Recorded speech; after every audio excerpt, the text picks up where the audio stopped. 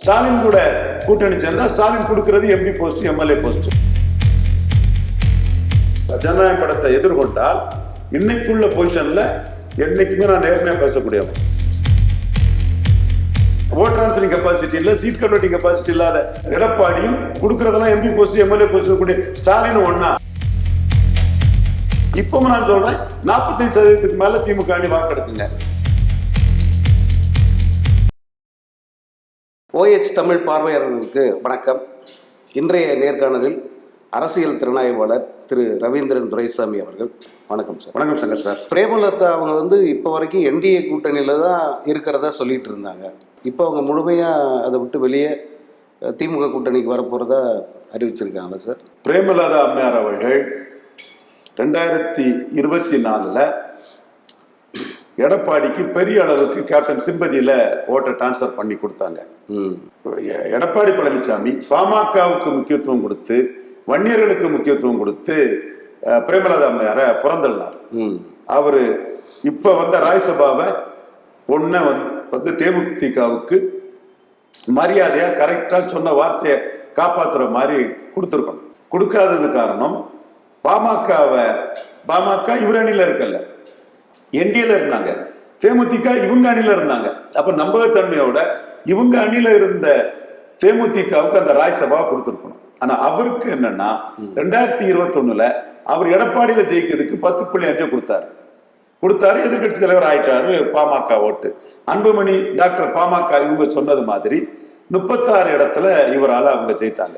அந்த வரிசையில இன்னைக்கு எதிர்கட்சி தலைவராகிறதுக்கும் எடப்பாடியில ஜெயிக்கிறதுக்கும் 10.5 டாக்டர் ராமதாஸ், டாக்டர் அன்புமணி ராமதாஸ் தான் முக்கியம்னு, பாமக தான் முக்கியம்னு எடப்பாடி அரசியல் பண்ண ஆரம்பிச்சிட்டார். ஜெயங்காண்டாம் கூட்டத்துல அவர் என்ன சொன்னாருன்னா, NDA எங்க கூட இருக்கு, NDAல பாமக இருக்காங்க, பாமக எங்க கூட வருவாங்கன்னு சொன்னாங்க. இவர் கூட கூட்டணியிலேயே இருந்து NDA கூட போகாம அதிமுக தேமுதிகவுக்கு முக்கியத்துவம் கொடுக்கல, மரியாதை கொடுக்கல. காரணம் 2021 சட்டமன்ற தேர்தலுக்கு முன்னாடி அவர் 10.5 கொடுக்கும்போது ஜாதிவாரி கணக்கெடுப்பு நடத்தாம ஒரு ஜாதிக்கு 10.5 கொடுக்கிறது தவறுன்னு ஆணித்தரமா சொன்னது ஒரு பெண் தலைவர்னால மதிப்புக்கும் மரியாதைக்கும் உரிய பிரேமலதா அம்மையார், தேமுதிக பொதுச் செயலாளர் அவர்கள் தான், வேற யாருமே சொல்லல. நாம ஒரு அரசியல் விமர்சகராட்டு ஜாதிவாரி கணக்கெடுத்து நடத்தி 12 கொடுங்க, 17% பிரிட்டிஷ் சென்சஸ் படி இருந்தா கொடுங்க, அதை விடுத்துக்கிட்டு நீங்க மற்ற மக்களுக்கெல்லாம் சந்தேகம் வரக்கூடிய அளவுக்கு ஒரு டிரான்ஸ்பரன்ஸ் இல்லாம கொடுக்கறது தப்பு. அது வண்ணார் நாவிதர் போன்ற குயவர் போன்ற சமங்களுக்கு நீங்களும் CV சண்முகம் பண்ணக்கூடிய அநீதிங்கிற கருத்தை நாம சொல்லியிருந்தோம். இவர் அதை போல்டாவே செய்தாரு. மத்திய அரசும் உள்துறையும் அதுக்கு சம்மதிச்சு டக்குன்னு கவர்னர் அசண்ட் ஆனார். 10.5 அறிவிப்பு வந்தது. இன்னும் வன்னியர்கள் ஏமாற்றப்பட்டு தான் இருக்காங்க. 10.5 நடைமுறை செயல்பாட்டுக்கு வரல. இவருக்கு நோக்கம் எடப்பாடியில ஜெயிக்கிறது தான். அதனால இவரு தேமுதிக 10.5 எழுத்து சொன்னாங்க அடிப்படையிலும், இவரோட எடப்பாடியில ஜெயிக்கக்கூடிய நோக்கத்துக்கு தேமுதிக குறுக்க இருக்குங்கிற அடிப்படையிலும் தேமுதிக 2021 கலத்தி விட்டுட்டாரு. இப்பவும் பாமக அன்புமணி ராமதாஸ் பிளவுபட்டு இருந்த போது கூட ஒன்றுபட்ட பாமக வரணும்னு ஒரு ஆசைப்படுறாரு. நமக்கும் பாமக ஒன்றுபடணுங்கிற எண்ணம் ஓட்டம் இருக்கு, அது வேற விஷயம். அப்போ அதுல பாமகவுக்கு அதிக முக்கியத்துவம் கொடுத்து பாமக பற்றி ஓப்பனா பேசி கடலூர் கூட்டத்துல எந்த தனி ஒதுக்கீடு ஜாதிவாரி கணக்கெடுப்பு இல்லாம கொடுத்த தவறுன்னு பிரேமலதா அம்மையார் ஸ்ட்ராங்கா சொன்னாங்களோ அதை மறுத்து அரசியல் பண்ணும் விதமா கடலூர் கூட்டத்துல 10.5 நான் தான் தந்தேன், நான் தருவேன்னார். அப்போ பிரேமலதா அம்மையார் என்ன நினைக்கிறாங்க, நம்மள இவர் மதிக்க மாட்டாரு. ஒண்ணு. ரெண்டாவது, எங்களுடைய கருத்தும் பொது வழியில எடுபடுது. எப்படின்னா, ஸ்டாலின் கொடுக்கிறது MP post, MLA post. Edappadi பழனிசாமிக்கு ஓட் டிரான்ஸ்பரிங் கெப்பாசிட்டி கிடையாது, சீட் கன்வெர்ட்டிங் கெப்பாசிட்டி கிடையாது. இதையும் நாங்க ஆதாரத்தோட சொல்றோம். விழுப்புரம் சிதம்பரத்துல 36% வாக்கெடுக்கக்கூடிய ரெட்டையில, கடலூர்ல 26%, சுமார் 8-10% குறைவா அதுல போயிருக்கு. அப்ப எடப்பாடி கூட நின்னாலும் அவரால் அவருக்கு சாதகமா இருக்கக்கூடிய ஓட்டை தேமுதிகவுக்கு டிரான்ஸ்பர் பண்ண முடியாது. அவருக்கு சாதகமா இருக்கக்கூடிய ஓட்டை தேமுதிகவுக்கு டிரான்ஸ்பர் பண்ண முடியாது. அப்ப தேமுதிகவுக்கு எடப்பாடி பழனிசாமி கூட போனா 2019, 24 மாதிரி தான், 26 ஒரு சீட்டும் ஜெயிக்க முடியாது. அப்போ வெற்றி வாய்ப்பு இல்லை. இந்த தேர்தலையும் வெற்றி வாய்ப்பு இல்லைன்னா 29 எல்லாம் தேமுதிக நிலைமை ரொம்ப மோசமாயிரும். அப்போ வெற்றி வாய்ப்பு வேணும்னா ஸ்டாலின் கூட கூட்டணி சேர்ந்தா ஸ்டாலின் கொடுக்கிறது எம்பி போஸ்ட், எம்எல்ஏ போஸ்ட். ஏற்கனவே 47% வாக்கு பலத்துல இருக்காரு.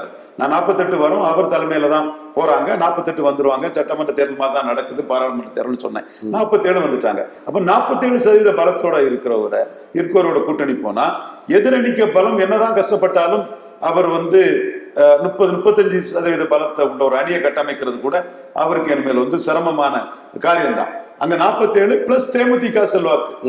அப்ப 50% பலத்தோட ஒரு அணியில தேமுதிக அனுப்பாங்க. எடப்பாடி பழனிசாமி 20, பாஜக 11, 31 எல்லாம் சேர்ந்து 30 to 35% பலம் உள்ள ஒரு அணியை கூட கட்டமைக்க முடியாது. அப்போ 50% பலம் உள்ள ஒரு அணியில தேமுதிக உள்ளிட்ட 50% பலம் கொண்ட அணியில நிற்கும் போது அவங்களுக்கு வெற்றி வாய்ப்பு மற்றவங்களுக்கு எல்லாம் ஸ்டாலின் கொடுக்கறதெல்லாம் எம்எல்ஏ போஸ்ட், எம்பி போஸ்ட் ஆகுது இல்லையா? அதே மாதிரி தேமுதிகவுக்கும் கொடுக்கறதெல்லாம் வெற்றினே ஆயிடும். இங்க நின்னா எடப்பாடிக்கு ஓட்டு தேமுதிக டிரான்ஸ்பர் ஆகாது. அப்ப வெற்றி வாய்ப்பு இங்க இல்ல. இங்க நின்னா கிறிஸ்தவ முஸ்லிம் ஓட்டும் பாஜகவுக்காக எதிராக போக வாய்ப்பு இருக்குது. அப்போ அந்த வெற்றி வாய்ப்புங்கிறது இங்க பெரிய கேள்விக்குறி ஆயிரும். அங்க நின்னா சீமானுக்கு எதிராக புறமொழியாளர் ஓட்டும் ஸ்டாலினுக்கு கன்சால்டேட் ஆகும். வெற்றி வாய்ப்பு மிக பிரகாசமாயிரும். கிறிஸ்டின் முஸ்லீம் ஓட்டு பாஜகவுக்கு எதிராக கிடைச்சிடும். திருமாவளவன் இருக்கனால பரையர் சமூக வாக்கு கிடைச்சிருன்னு சொல்லும் போது அங்க 2 அணிக்கடையில் உள்ள வித்தியாசமே 15-20% அரித்மேட்டிக்ல இருக்கும் போது வெற்றி வாய்ப்பு தேமுதிகவுக்கு அது உறுதிங்கிறனால தேமுதிக நல்லா ஆலோசிச்சு நல்ல புத்திஸ்பூர்வமான ஒரு முடிவெடுத்து ஸ்டாலின் நோக்கி நகர்றாங்க. 8 மாசத்துக்கு பிறகு தான் அனௌன்ஸ்மெண்ட் வரும். இப்பவே பாக்குறாங்கன்னா அந்த கூட்டணி ஆல்மோஸ்ட் ஒரு வகையில முடிஞ்சதுன்னு தான் நான் நினைக்கிறேன். அதே மாதிரி ஓபிஎஸ் ஸ்டாலின் சந்திப்பும் 8 மாசம் பிறகுதான் எல்லாமே வெளிவரும்.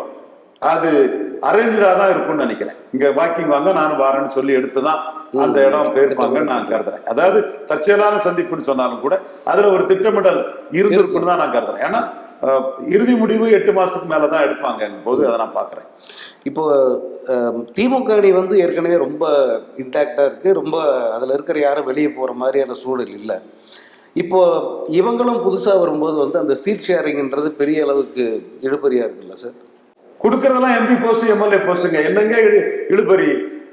சீட்டு கொடுக்குறவங்களுக்கும் போஸ்ட் கொடுக்கறவங்களும் ஒண்ணாங்க. ஸ்டாலின் எடப்பாடியும் ஒண்ணாங்க. இதைத்தானங்க நான் சொல்லிட்டு இருக்கிறேன். ஈர்ப்பு சக்தி ஏற்ற, முக்குலத்தோர் எதிர்ப்பு கொண்ட, நான் வெள்ளாள கவுண்டர் எதிர்ப்பு கொண்ட, நான் வன்னியர் எதிர்ப்பு கொண்ட, ஓட் டிரான்ஸ்ஃபரிங் கெப்பாசிட்டி இல்ல, சீட் கன்வெர்ட்டிங் கெப்பாசிட்டி இல்லாத எடப்பாடியும் கொடுக்கறதெல்லாம் எம்பி போஸ்ட், எம்எல்ஏ போஸ்ட் கூடிய ஸ்டாலினும் ஒண்ணா. சும்மா நீங்க கலைஞர், ஜெயலலிதா, புரட்சி தலைவி, மக்கள் திலகம், கலைஞர் மாதிரி அரசியல் இல்ல. காமராஜ் உயரத்துல ஸ்டாலின் இருக்கிறாரு. 62 காமராஜ் உயரத்துல ஸ்டாலின் இருக்கிறாரு. அவர் கட்சியை கைப்பற்றி இருந்தார். இவர் கூட்டணி பலத்துல இருக்கிறார். மீண்டும் கூட்டணி பலத்துல சேர்த்து அந்த உயரத்தை மேலும் ஸ்ட்ரெங்தன் பண்ணிட்டு இருக்கிறார். இதுதாங்க உண்மை. நான் சொல்றது உண்மையான அரசியலுங்க. 100% நான் சொல்றது உண்மையான அரசியல். அதான் 48% ஸ்டாலின் வருவார்னா 47 வந்தாரு. இப்பவும் நான் சொல்றேன் 45% மேல திமுக அணி வாக்கெடுக்குங்க. சந்தேகம் இல்லாம எடுக்குங்க. விஜயோட ஜனநாயகன் படம் இப்போ பொங்கல் ரிலீஸா அதை தள்ளி வச்சிருக்காங்க. ஏன்னா தேர்தலை காரணம் கட்டித்தான் அதை பொங்கலுக்குன்னு சொல்லி வச்சிருக்காங்க.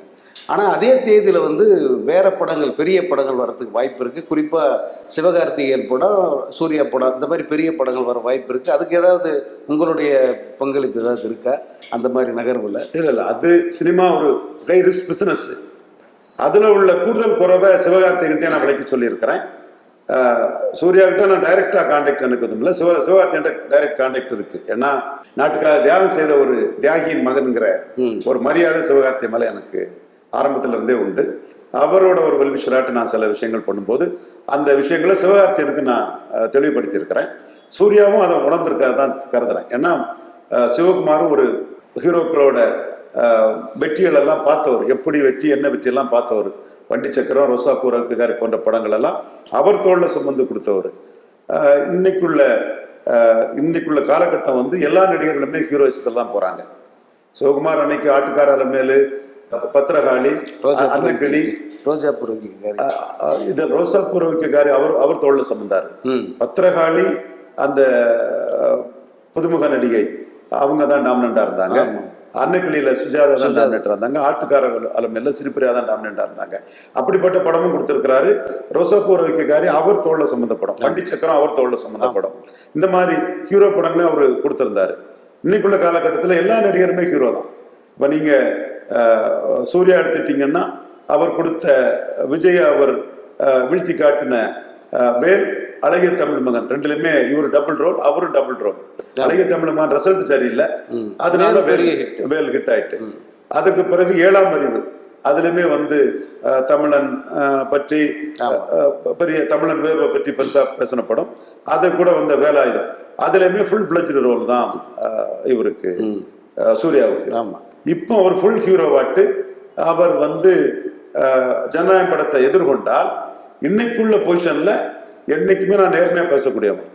எக்ஸ்ட்ராடினரி மினிமம் கேரண்டியில விஜய் இருக்கிறார். இது ஆரோக்கியமான போட்டி. விஜய் பெரிய ஆளு, அதுல சந்தேகம் இல்லை. மினிமம் கேரண்டியில பெருசா இருக்கிறாரு. போட்டிக்கு வர்றவங்களுக்கு இது பெரிய கெயின். அவருக்கு வந்து மற்ற நடிகர்களோட ரசிகர்களோட ஆதரவு கிடைக்கும், பப்ளிசிட்டி பெருசா கிடைக்கும், பெரிய அளவுக்கு அது ஹாலிடே கலெக்ஷன் கிடைக்கும். யார் போட்டிக்கு வந்தாலும் அது லாபம் தான். அது சிவகார்த்திகேயன் வந்தாலும் சிவகார்த்திகேயனுக்கு பெரிய லாபம், இவரு சூர்யா வந்தாலும் சூர்யாவுக்கு லாபம். ஏன்னா ஹாலிடே வசூலுங்கிறது வந்து மிக முக்கியமான ஒரு வசூல். அது மட்டுமல்ல, ஒரு பெரிய படத்தை சேலஞ்ச் பண்றங்கிறது, சேலஞ்ச் பண்ண படத்துக்கு அதோட ஒரிஜினல் பலத்தை விட டபுள் மடங்கு பலத்தை அது கொடுக்கும். அந்த சேலஞ்சிங் இதே அந்த பலத்தை கொடுக்கும். இந்த பொங்கலுக்கு நடக்கும்னு நினைக்கிறேன். மற்றபடி அவர் திமுகவோட பிடி மாட்டு இது பண்ணி எடுத்து யாரும் வரவிடாம கூட அவர் செய்வாரா இன்னும் நமக்கு தெரியல. தோத்தா அவமானம் இல்லை, ஜெயித்துட்டா அவன் வின்னர். ஆமா, நிச்சயம். தோத்தா அவமானம் இல்லை, ஜெயித்துட்டா அவன் வின்னர். சோ தோத்தா அவமானம் இல்ல, லாபமும் இருக்கு. ஜெயித்துட்டா வின்னர்னு சேலஞ்ச் பண்ணலாம். யார் சேலஞ்ச் பண்ண வராங்கிறத பொறுத்திருந்து பார்ப்போம். நன்றி சார். நன்றி. இந்த வீடியோ உங்களுக்கு பிடிச்சிருந்தா லைக் பண்ணுங்க, ஷேர் பண்ணுங்க, கமெண்ட் பண்ணுங்க. மறக்காம OH தமிழ் சேனலுக்கு சப்ஸ்கிரைப் பண்ணுங்க.